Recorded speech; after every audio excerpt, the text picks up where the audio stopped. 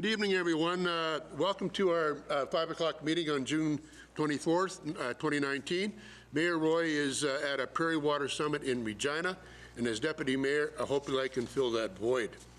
Before we go into our agenda, I'd like to introduce our new Public Relations Officer, Mr. Adam Hoffert. Could you stand up, Adam? Thank you very much. Welcome aboard. Okay, into our agenda, I need a motion to approve the minutes of our June 10th meeting. A mover and a seconder? Your Worship, I'll make a motion that the minutes of the regular council meeting and the strategic planning and priorities meeting held on June 10th, 2019 be approved. Thank you, Councillor Bambetchu. Seconder? Your Worship, I'll second that motion. Thank you, Councillor Wheeler. Any errors or omissions from that meeting? If not, all in favor? Those opposed? Carried unanimously. Thank you so much. Any additions to the agenda? There are no additions from administration or worship. Anything from council? Okay, moving right along. Public hearing is noticed. We don't have any. Delegations. You guys have been very easy so far. No delegation. That's great. But we do have reports. Andrew is going to come up and give the report on the WRCC construction report. Give us an update, Andrew. Thank you. It's my pleasure to be here to give you a report on the construction site. Plan on doing one of these every 3 or 4 months just to keep council and the public aware of what's going on over there. So as we sit right now, Wright Construction's been on the construction site for about 5 months, and the schedule is following its critical path thanks to the favorable weather that we've had in regards to construction. So far, what has happened on site has been mostly site preparation, utility installs, plumbing and undergrounds, grade beams, footings, structural masonry, and some structural steel is starting to go up. So actually throughout the next week here, they're going to start putting up our special order truss sections. So it's going to really start to look like a building here over the next week or so. Throughout the process so far, we have had a few public concerns over the construction site. Even though at the end of the day, we're going to have an awesome facility, the large site and the dry weather conditions that we've had have brought some things forward. So some of those concerns include muddy roadways during rain events, and actually our contractors agreed to look after the roadways and go out daily and clean up after themselves. There were also some concerns over the truck flow for deliveries to the site and for removal of earthwork and stuff like that. So we've worked with engineering to design the truck route and put some other regulations in place for the construction crew to follow. One of those things being a new 30-kilometer zone along Jubilee Park between 5th Street and 13th Street, just to control some traffic there during the busy park season. We've also had some concerns with dusty conditions. The local residents have had lots of dirt and debris flying in their properties, so what Wright has done has brought a water truck on site to douse the area as necessary. Lately we haven't needed it because of the rain, but it'll be nice to see in the future. There's also been a few concerns come in from the public about the roadway utility cuts where they've tied in storm sewer, water, and sewer. And those are scheduled to be repaved by midsummer. And then, of course, by taking over the leisure center parking lot, there's been some concerns around the park for parking. So what we've done as a leisure services department is put together a parking plan, and we've advertised it on our website where people can actually go on and look at the map and see where they can access parking. And luckily, both the Zion Lutheran Church and the Church of Christ have given us the ability to use their parking lot, so we're very thankful for that. It's taken a lot of stress off of that side of things.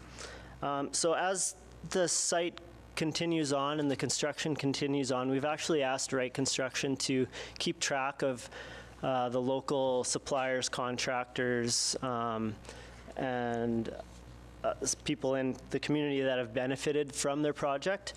So to date, as of May 30th, they've utilized 3 contractors directly for work on their their website, on their work site. They've also made use of 6 suppliers in the community for miscellaneous supplies, and they've actually employed 7 people directly to the work site, and they hope to keep some of them on through the duration of the project. And then other economic benefits that aren't being tracked but are worthy of a mention are both long and short-term rentals of properties, hotel stays, and then, of course, the restaurants and the grocery store visits and the gas stations and other local businesses that benefit from the project taking place. So as we sit right now, we remain on schedule for the substantial completion being June 2021. In your report, I also included some pictures of the site. I'm not sure if we can go through those or not.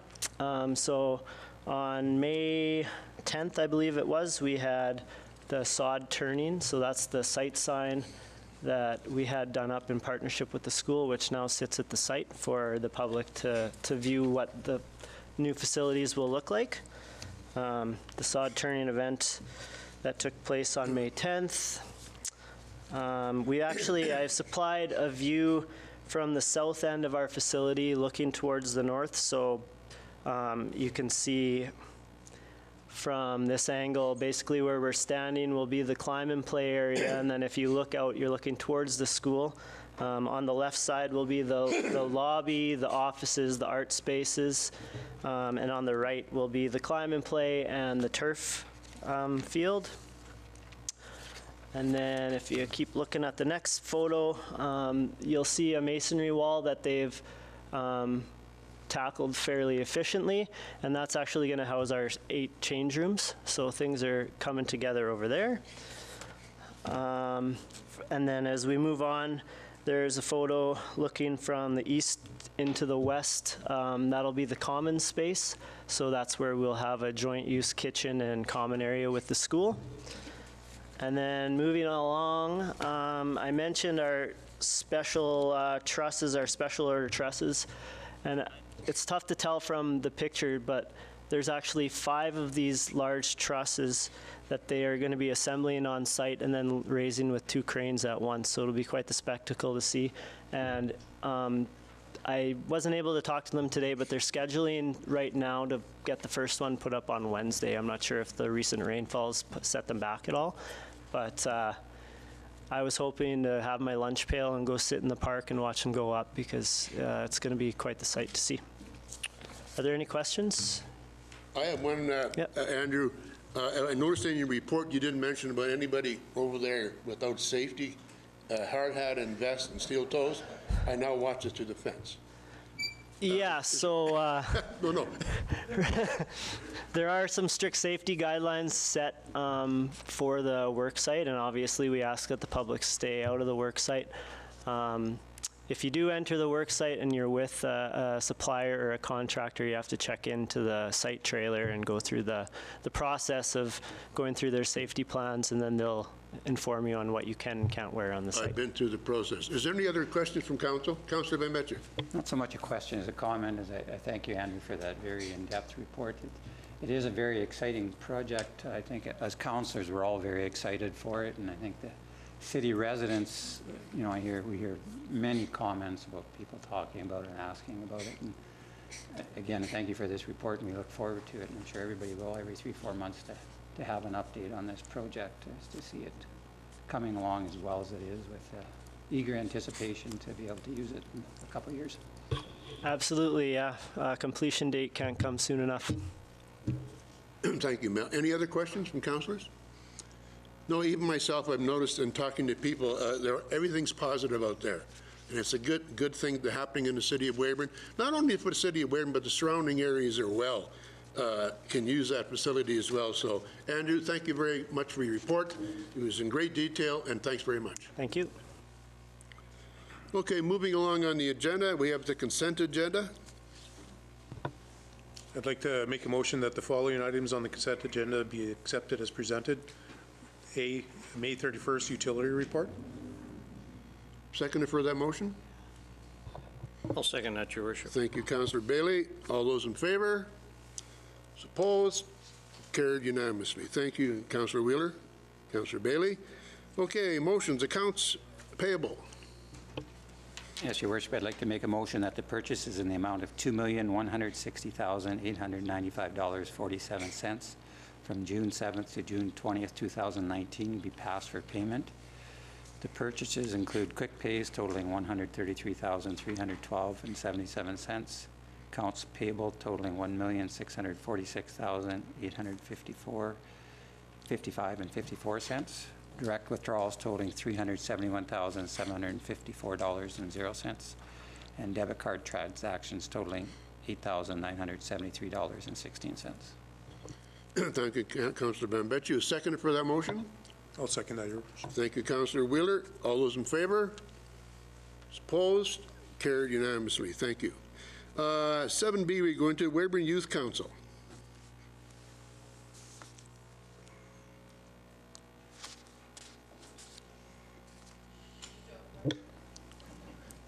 I'll speak to that, Your Worship. Thank you, Councillor Richards.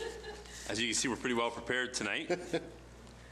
So, Your Worship, and for everybody in attendance, this is the second full year, I guess, for lack of a better word, that we've had a youth council at the city of Weyburn, and as is the process, we ask the current council, whose term will expire at the end of June, to put forth a recommendation for a council to begin in the fall. So that would be for the 1920 school year and also for our youth council year. So it's been a big year for the youth council, and they've done quite a few things, and probably most notably, I think the biggest project they worked on this year was working with the Weyburn Girl Guides to get the intersections painted out here at the corner of Cotto and 3rd Street. So there's that. Before I make the motion, I would just would like to acknowledge our outgoing youth mayor, Landon Field. He's been here for 2 years, since the start. He's been here since day one. He's moving on out of grade 12 on to bigger and better things. Well, I don't know about better, but bigger anyways. He's gonna go out in the world, and I would suggest the world would do well to pay attention to him, because he's shown a great deal of leadership through his time here at the Youth Council. 2 different councils he's had underneath him, managed to get the thing built in the first year, which was an extraordinary amount of work, and this year to have it functioning at a very high level. So, Your Worship, with your permission, I would offer up an opportunity for Mr. Field to address the group if he should feel the need to. Lennon, go ahead.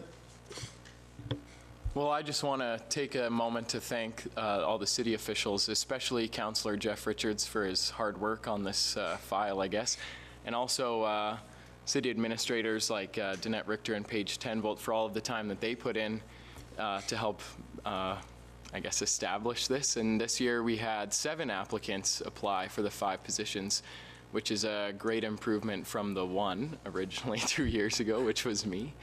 And so, yeah, thanks to the city of Weyburn, and I'm excited to, and I hope that this process continues on for a while.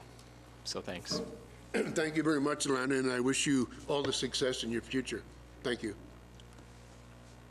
Thanks, Your Worship. With that, I will bring forth the motion. The recommendation has come from Youth Council. You will hear me list off some names, Your Worship. We have left the last names out of this because we want to make sure we have all of their consent forms from their parents and everything before we use last names. The recommendation as follows. I move that Fatima, Megan, Maya, Jaylyn, and Greg be appointed to the Weyburn Youth Council for the 2019 and 20 session. Second for that motion? I'll second that, Your Worship. Thank you, Councillor Chessel. You heard the motion and the seconder. Any questions at all from council? Everybody's okay with that? Okay, all in favor? It's opposed? That's carried unanimously. Thank you very much, Councillor Richards. Okay, let's move on to the sign of the times. It's called City Entrance Signs. I had to get that out. Matthew, I think that's you. Thank you, Your Worship. Included in the 2019 budget was an inclusion of 6 new entrance signs in the city. So our engineering department went through and provided an RFP out. We have $200,000 included in this year's budget for new entrance signs. So some key things up on the board here for summary. One is that we requested 6 entrance signs. So we're looking at 2 for Highway 35, 2 for Highway 13, and 2 for Highway 39. What we asked for is for the proponents to include the design cost, fabrication, and installation cost. We also asked them to provide design preferences, and we asked for incorporation of solar lighting for each one of the lights. And also included was detail on their cover letter. They'd include project understanding, qualifications, technical approach, a project schedule, outline of deliverables, and the proposal cost, and then references of past signs they worked on. So the next slide will actually show the locations we're looking at for the new signs. A little harder to see on the board up there. You have one location here, that one down here, location right here, this location, and this location. So these are 6 new locations that we currently don't have signs at. What we have to do for the process is with the Department of Highways, we have to make sure that they know what kind of sign we're putting up. So what will happen is after a sign is approved, we have a window of 4 to 6 weeks where we're hoping for a turnaround from the Department of Highways to approve the location for each one of those signs. Our engineering department's already spoke to them, already told them what we're looking at for signs, but now we have to go through the formal process. So after award tonight, that's a step 1 for us. Step 2 will have to be us going to the Department of Highways going forward with that. What we're trying to look at is signs that are a little more visible to people coming into the community. Right now, a lot of our signs are in the community, so we want to have substantial signs that are outside of the community for people to have opportunities to take pictures with them, to kind of know where our city is, who we are, and we want to make sure those locations fit really well, and our engineering department's done a really good job of doing that, going through that. So if you can, Laura, can you just move it down to the proponents? So what we did is we shortlisted down to 4 proponents. So the very first proponent you'll see on the board is from John Holbert Construction. So the one that the city would like to look at is option 1.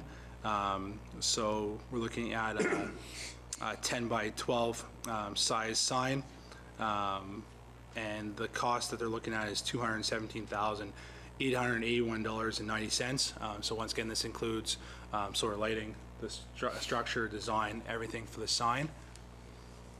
Second sign, which was shortlisted, is from Blanchette Neon Limited. For their sign, it's a 10 by 8 sign. Once again, it's the narrow option that we're looking at. The price for that one is $323,682.66. Next option is from Night Signs. Night Signs is the option number 1, which is $565,782.15. And the very last option we're looking at was option 2 from 77 Signs Limited, which was $574,976.91. So once again, for all the signs, it's 6 signs. So the price you're seeing isn't for 1 sign, it's for all 6 signs they will be providing to us. The one thing that we are requesting to council is that whoever is chosen as the proponent moving forward, we have the opportunity to negotiate on design and on cost. Because right now, there's ones that administration, like you see comes from the shortlist, are really well done, but there's some minor things that we'd like to look at for design options. So I'll open up to council for any questions you guys may have and for discussion on which one of the 4 proponents you'd like to move forward with. Before we start discussion, Matthew, did you want a motion for the location of the signage, or that's been determined already, right? That's already been determined already, so we already went through that process with highways, so Okay. we don't need a motion for the location. So that's okay. So Yep. what you want now is the choice of design? Yep. And we move forward. Okay, council, let's open up for discussion. Which and what do we want to do? Councilor Chessel. Want me to make a motion right now? Well, you can get a motion, get it on the floor for discussion, absolutely.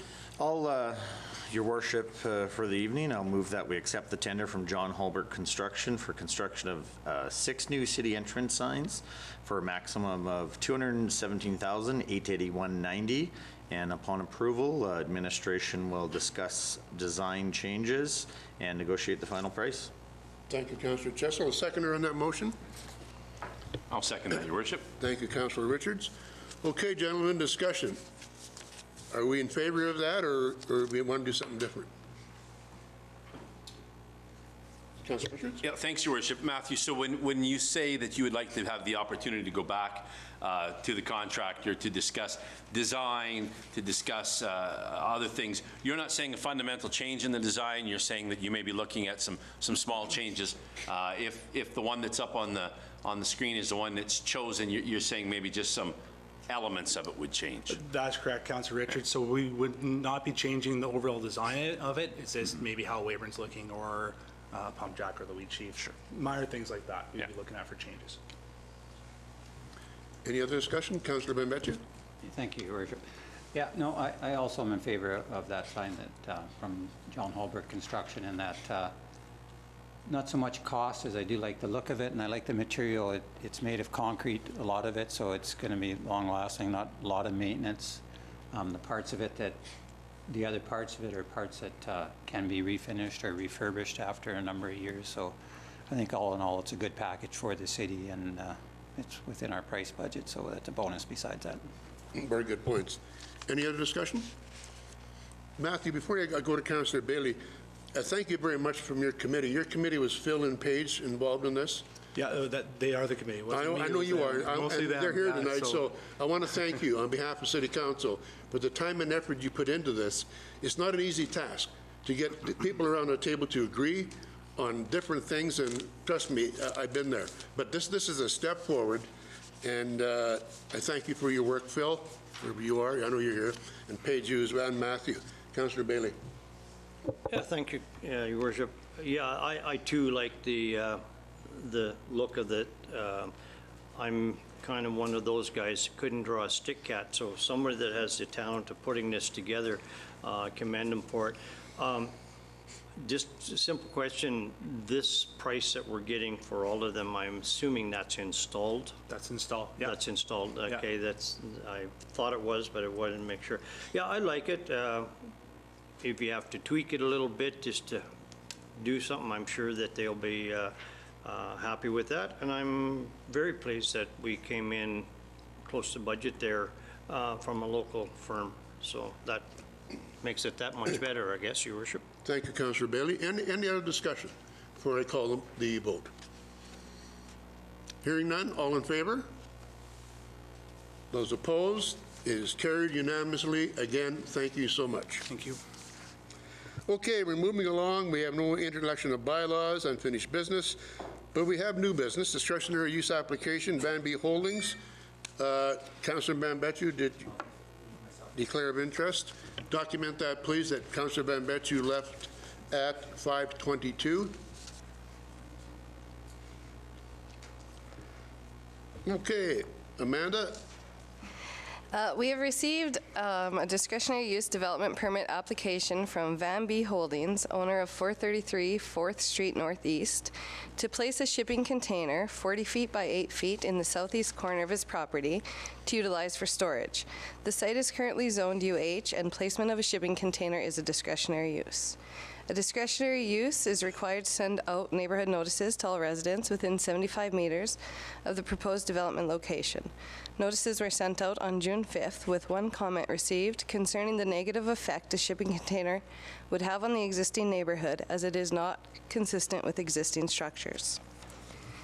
In considering the request and proposed placement, which will not be in direct view of any residential properties existing, and ensuring it meets the minimum requirements for shipping and cargo containers, staff recommends that council approve the placement of the shipping container for storage as proposed, subject to the following condition.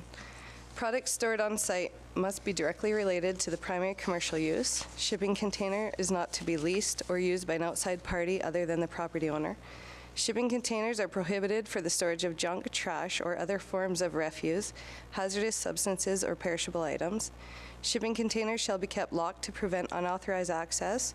Shipping containers shall be placed on a hard-packed level surface with bottom drainage holes and secured against the environment and/or rodents. Shipping containers are prohibited from being plumbed or electrified.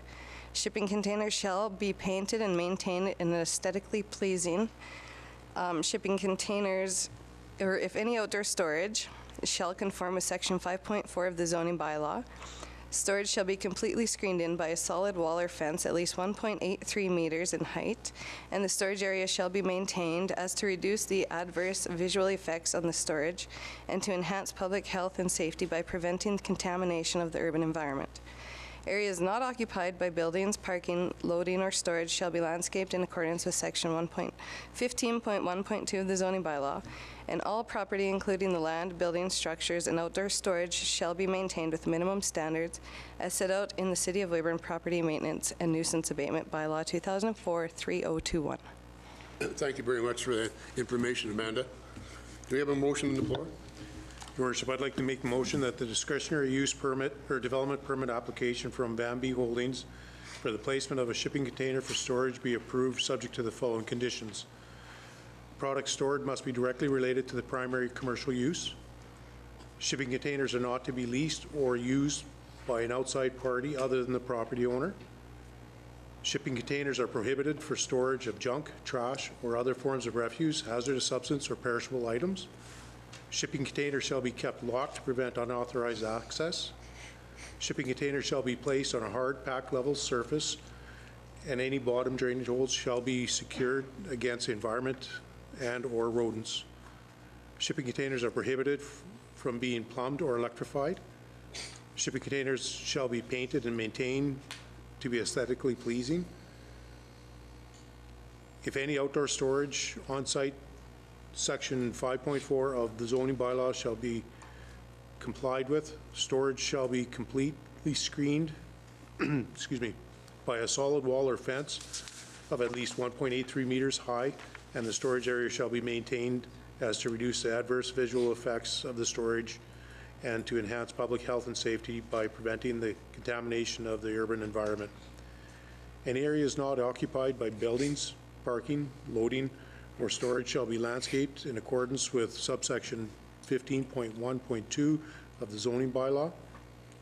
All property, including land, buildings, structures, and outdoor storage, shall be maintained with the minimum standards as set out in the City of Weyburn Property Maintenance Bylaw 2004.3021. Thank you, Councillor Wheeler. Seconder on that motion? I'll second that, Your Worship. Thank you, Councillor Bailey. Any discussion? Councillor Richards? Thanks, Your Worship.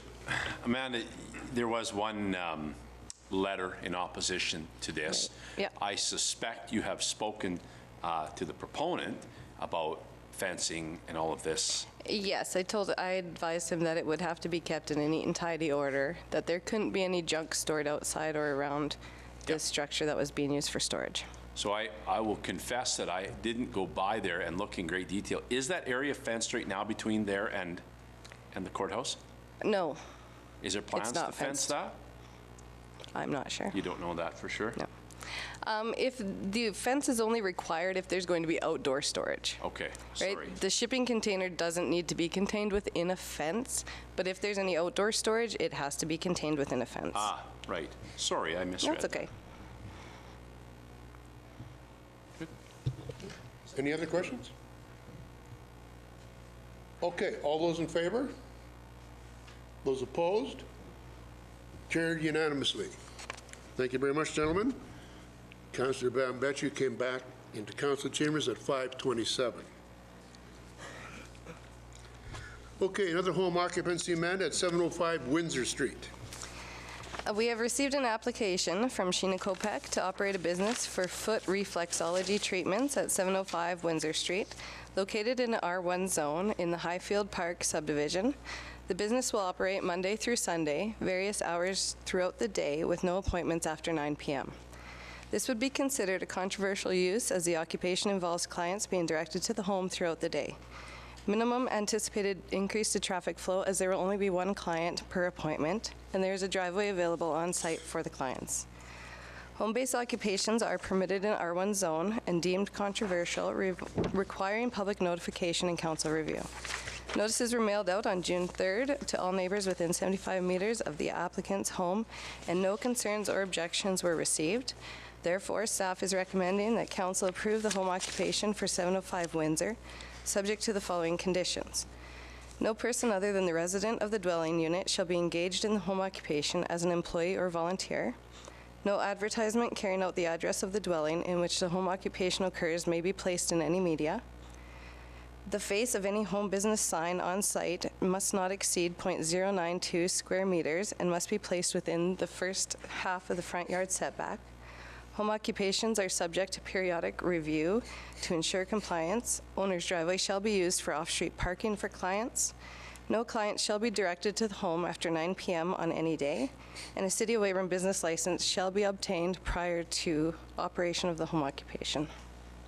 Thanks, Amanda. Do you have a motion for that? Yes, I do have a motion, Your Worship. I'm pleased to move that council approve the home occupation at 705 Windsor Street, subject to the following conditions. No person other than a resident of the dwelling unit shall be engaged in the home occupation as an employee or volunteer. No advertisement carrying the address of the dwelling in which the home is occupied occurs may be placed in any media. The face of the home business sign on site must not exceed .092 square meters and must be placed within the inside half of the front yard setback. Home occupants are subject to periodic review and ensure compliance. Owner's driveway shall be used for offset parking for the clients. No clients shall be directed to the home on any day past 9 p.m. in the evening, and that the City of Weyburn business license shall be obtained prior to operation of the home occupancy. Thank you, Councillor Bailey. Do we have a seconder for that motion? I'll second that, Your Worship. Thank you, Councillor Richards. Any discussion? Councillor Richards? Thanks, Your Worship. Just because I'm not sure, does this require any permitting by public health, this type of business, Amanda? Not that I'm aware of. We don't have anything. Public health does get notified when we have these home occupations that are for massage therapy and stuff like that, and they haven't been too concerned with them from a health perspective. All right, thank you. Any other questions? Okay, I call the vote. All those in favor? Those opposed? Carried unanimously. Thank you very much, Amanda. Now we move on to the agenda of inquiries and announcements. The first thing I want to mention is that our next meeting in July is on actually July 22nd. We're only having one meeting in July, and that day is Monday, July 22nd at 5 o'clock. Councillor Bailey, do you have something? I sure do, Your Worship. Already it's that time of the year. It's fair days real quick, and so with your permission, I'd like to do a little perk for the Agricultural Society and what's going on, just to give people a brief highlight this evening of everything. So the fair starts on Sunday, June 30th, so this coming Sunday, and what's highlighted that night at 8 p.m. is a community movie, and so everybody from the community is welcome. There'll be the 4-H members there probably too. So that starts at 8 p.m.